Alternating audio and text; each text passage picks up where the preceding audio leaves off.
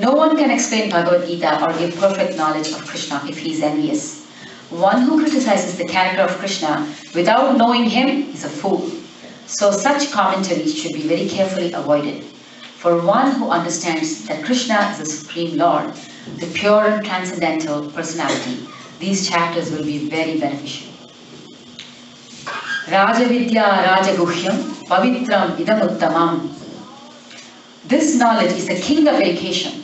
This is a very beautiful shloka because it also applies to our day-to-day life of what we study, how we grow up in our lives. This knowledge, Srila Prabhupada says, is a king of education, the most secret of all secrets. It is the purest knowledge, and because it gives direct perception of the self by realization, it is a perfection of philosophy and religion. It is everlasting and it is joyfully performed. Now the word joyfully performed is amazing. Rarely we think we can associate religion and philosophy as joyfully performed. The reason Prabhupada stresses joyfully performed is because devotional service is very joyful. The chapter of Bhagavad Gita is called the King of Education because it is the essence of all doctrines and philosophies explained before. He furthermore talks about the different philosophers in India, Gautama, Kanada, Kapila, Yajnavalkya, Vaishvanara, and finally there is Srila Vyasadeva, the author of the Vedanta Sutras. So there is no dearth of knowledge in the field of philosophy or transcendental knowledge. Now the Lord said that this 9th chapter is a king of knowledge, the essence of all knowledge. Generally, people are not educated in this confidential knowledge. They are educated in external knowledge. As far as ordinary education is concerned, people are very involved with so many departments: politics, sociology, physics, chemistry, mathematics, astronomy, engineering, etc. The list is endless. The different subjects that are being taught in today's universities. Every day there's amazing subjects that kids are learning. There's so much being discovered. So much is happening in the world of knowledge. If you take knowledge as a generic subject. Yet, Prabhupada says this so beautifully, and if we imbibe this sentence, we can understand how true it is. Yet the soul is the most important part of the body. Without the presence of the soul, the body is dead.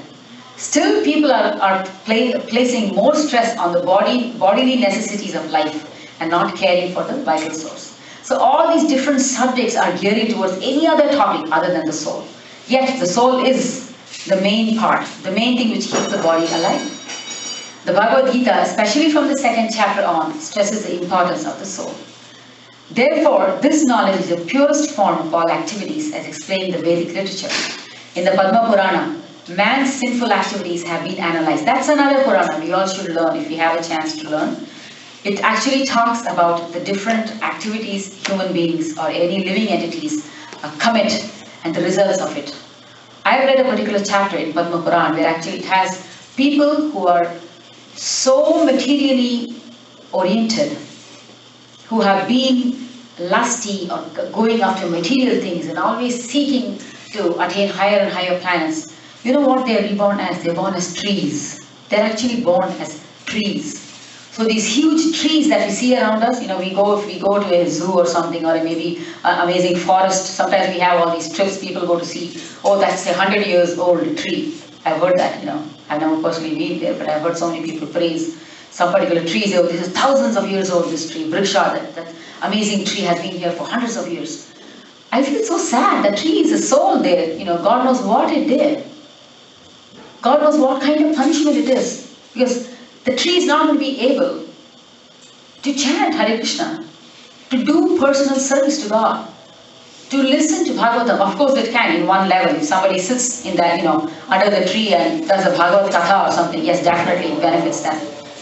But the Padma Purana actually says very, very emphatically that any kind of action will result in some particular way of life that we have to give into. We have no choice in that. That's why this 9th chapter talks. When you have this one chance, one opportunity of this human form of life, don't waste it. Let's enjoy even this material life. If you give it to surrender to Lord Shri Krishna and then act accordingly, you will enjoy even this material. Nothing is denied to us. God denies us nothing. There is no human being or any living entity who can say, oh, God denied me this, somebody got more than me. No. It's not. That's a false statement. We all have something. We all have got so much from Him.